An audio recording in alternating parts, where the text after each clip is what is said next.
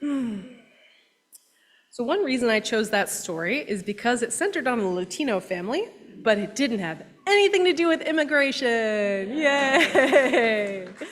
Instead, it showed people peacefully exercising their freedom of speech, and it showed inspiration flowing between the generations. So it fit our topic today, belonging to heritage. The theme of our whole month in September is belonging. And when the worship team and I were figuring out what our topics were going to be, we thought, we'll start with heritage, so the past, and then next week we're going to do belonging to the future. And then the fourth week of the month, we're going to do belonging to ORUUC. So I hope you look forward to those upcoming Sundays. Tomorrow is the beginning of Hispanic Heritage Month, which goes from September 15th to October 15th. I used to think that was a little rude. Why don't we get a regular month like everybody else? But I actually Googled it yesterday, and it turns out there's a reason. It's split up like this in order to include the independence days of many Latin American countries, as well as La Dia de la Raza, also known as Indigenous Peoples Day or Columbus Day.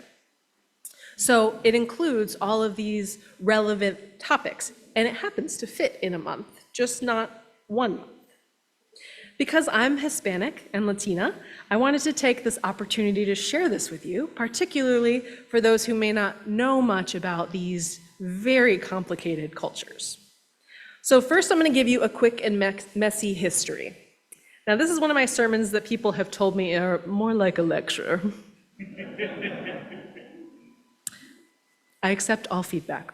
But the reason that I'm doing this kind of explanation is because I don't like to assume that we all have the same information. Some of us are of different ages, some of us just happen to know these things, some of us don't. So one really important thing that we can do here in Unitarian Universalist churches is share information, particularly about marginalized communities. So I just want to give a little information first so we're all on the same page about what all these complicated words mean. And because, in the words of Ani DeFranco, he's going to put his 2 cents in, but I'm going to put in 3 because history owes me 1. So, once upon a time, Earth was minding its own business. Everybody all over the world was in their places, in their lands. They moved around, they took stuff from each other, they fought. It was, humans being humans, just on a smaller local scale. Until 1492.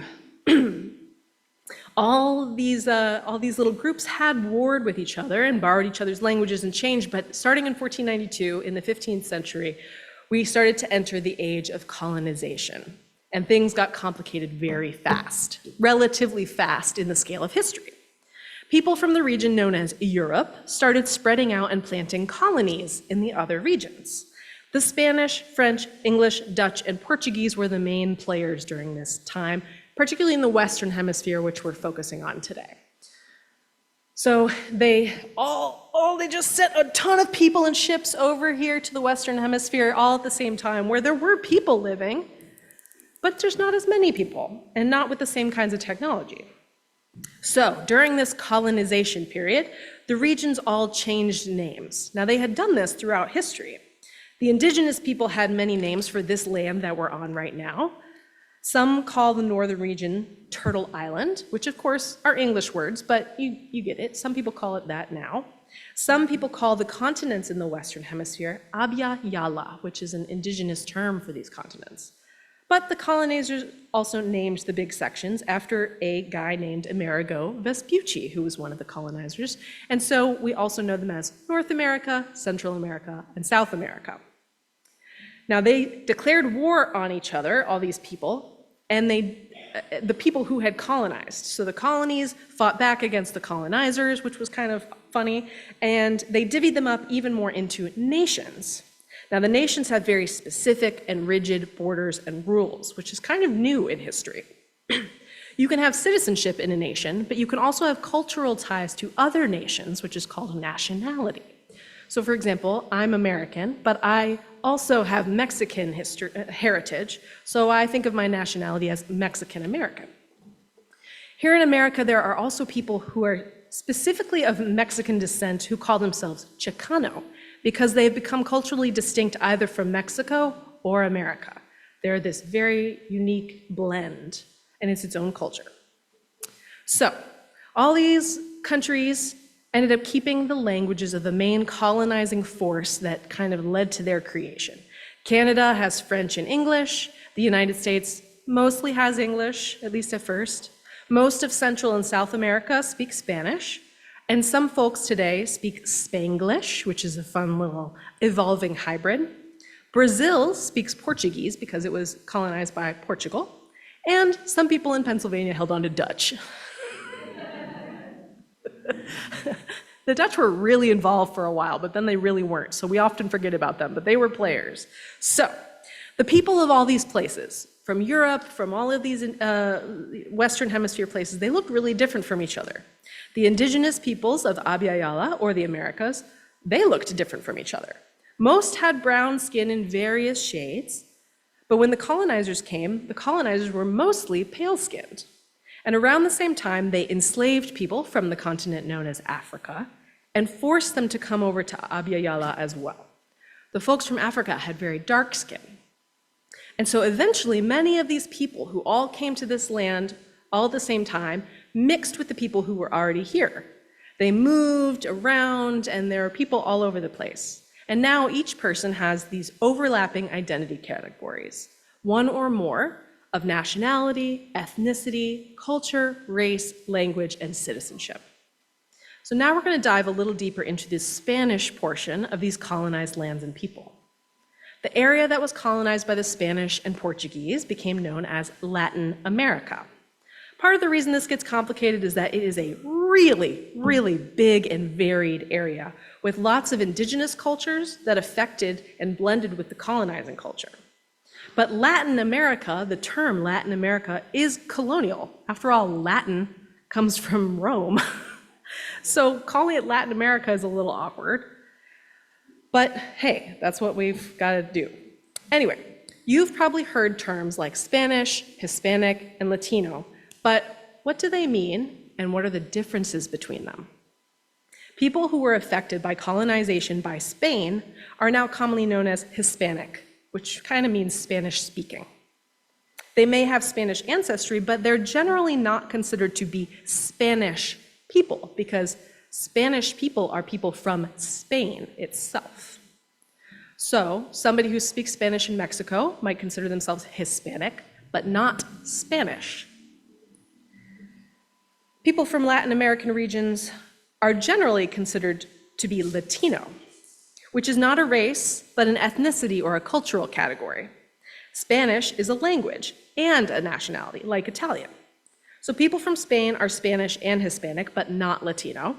People from anywhere in the world can speak Spanish, just like you can speak English but not be descended from England. And then Portuguese people from Portugal are neither Hispanic or Latino, but Portuguese speakers from Brazil are considered Latino because they're from a Latin American country. Clear as mud? Cool, great, cool. Yeah. Welcome to my life. Okay, cool. And none of these categories have anything necessarily to do with race. Race is a constructed set of categories, which generally has to do with physical features like skin color and facial features. But because of colonization and the slave trade, all that mixing, there are Hispanic and Latino people of all different races, including indigenous, of course, Asian, African, or Black, which often has become known as Afro-Latino, and European or white. And then there are people who are mixed race, and there's a word for that in Spanish, mestizo. So yeah, there's just layers and layers and layers of identity. So for mercy's sake, yeah, we can go to the next slide even though, yep. So for mercy's sake, I'm not even gonna bring in religion. Yeah, because that's a lot already, right? So, we all have these categories. All of you have a nationality, an ethnicity, you have a race, you have languages that you speak, all of these things. It's just that in Latin America, because of this very rapid and confusing last few hundred years, the colonization history got very, very complicated very fast. So, my own heritage is wrapped up in all this, and I'm sometimes hesitant to talk about this kind of thing.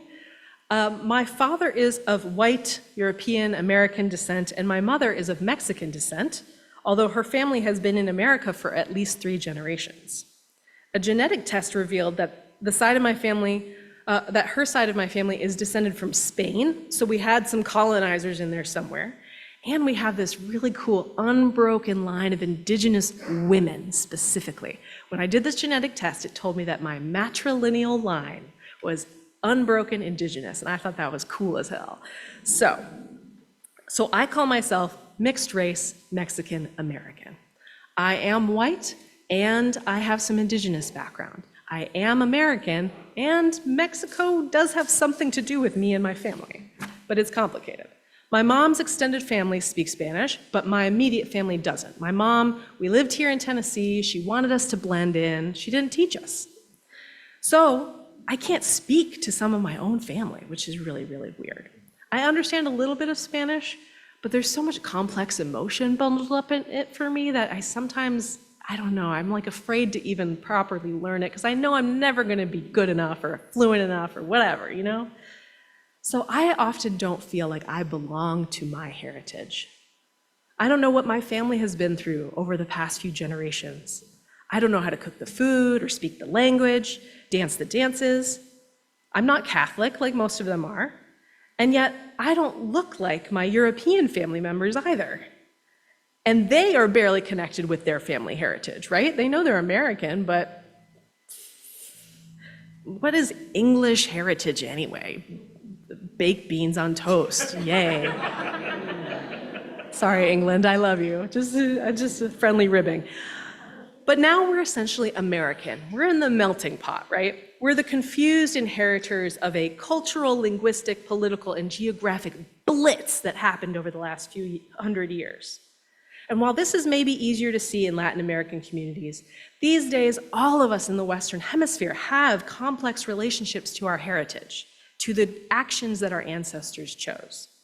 So whether you're part of the African diaspora, some of whom were enslaved by the Europeans, but some may have immigrated more recently, for those of us with Jewish background who have long had a complex relationship with nationhood and land and belonging, those of us, including myself, with European heritage, with all the feelings of guilt and grief and confusion, like, oh, I didn't do it, but like, I'm involved. Like, how do you have, it's just so complicated. Not to mention the complex relationships we have with our actual family members, our parents and our grandparents, right?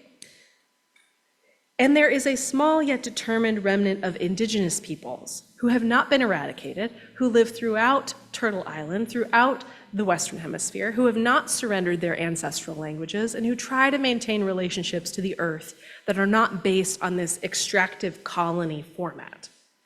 All of us have been impacted at the foundational level. We are here because of this age of colonization. The invention of nation states, of borders, of land ownership, it's relatively new, and we're the inheritors of both its clarity and its flaws. One of the flaws of nation states is that they're prone to double standards. I don't know if you've noticed that recently.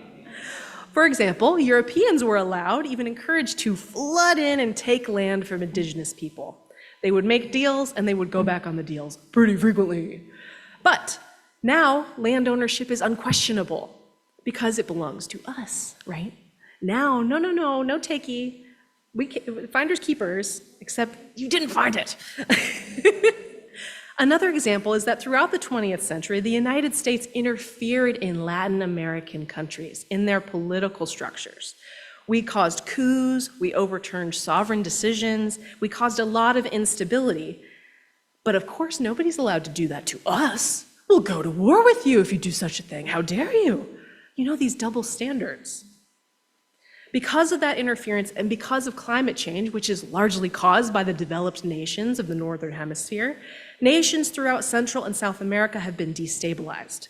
And so the people have been moving, trying to seek a better place to live, just like the Europeans did when they came here. The poet Warson Shire writes, quote, "No one leaves home unless home is the mouth of a shark." People wouldn't be leaving and migrating if they didn't have to. Nation states try to put everything in neatly bordered boxes and keep them there. But human beings have always migrated. You could call colonization itself one big migration. But now freedom of movement is restricted to certain people, generally certain white people. People of indigenous descent, whose land all this originally was, are now caged and exiled.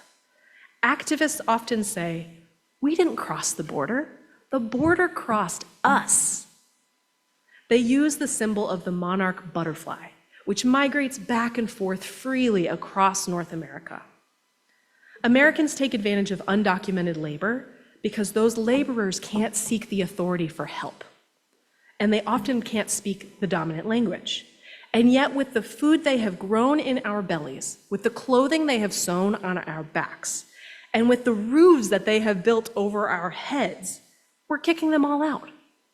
They who have as much right to this land as we do, if not more. Nearly 200,000 people have been deported since President Trump took office in January.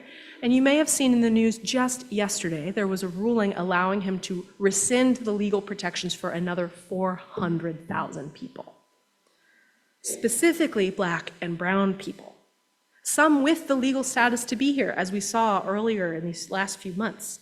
He and Elon Musk, though, specifically invited white people from South Africa to come in.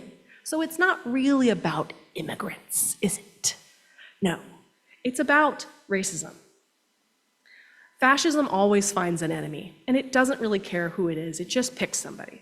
We know this from history. In Nazi Germany, they deported, incarcerated, and killed Jewish people, Romani people, queer people. In South American dictatorships, they disappeared their political enemies. And now that same hateful scapegoating is happening again right here. So what are we going to do? What choices are we going to make? What heritage will we leave for those who will come after us? Whether or not you want to or have biological descendants, there will be those who come after you. What world do we want to leave them? Today, I have two things for you out in the lobby, which I hope you'll grab as you head out. The first is a reading list handout for Hispanic Heritage Month. There's 4 books on it. The first 3 are easy reads. They are safe for chapter book readers. The Circuit is about the life of a migrant child whose undocumented family works American farms. Esperanza Rising is similarly about undocumented children affected by these inhumane conditions. Bless Me Ultima is this gorgeous, witchy book about Latino indigenous spirituality.